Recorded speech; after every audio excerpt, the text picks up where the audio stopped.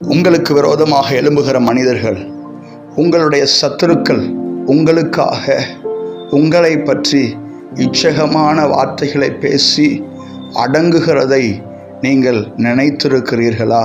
என் அன்பு தேவ பிள்ளைகளே, வேதம் சொல்லுகிறது, சத்துருக்களும் நம்மை விரோதிக்கிறவர்களும் நம்மை குறித்து நல் விசேஷங்களை, நம்மை குறித்து நற்காரியங்களை அநேகரிடம் சொல்லி இச்சகம் பேசி அடங்குவார்கள் என்று வேதம் சொல்லுகிறது. எப்பொழுது?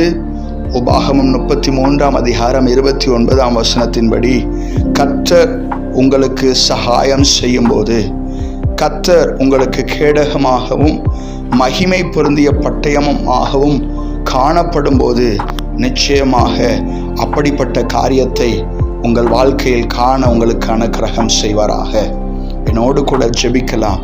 அன்பும் இரக்கம் நிறைந்த நல்ல தகப்பனே, இந்த சத்தத்தை கேட்டு என்னோடு கூட ஜெபிக்கிறவர்களுக்கு விரோதிகள், சத்துருக்கள் அநேகம் காணப்படலாம்.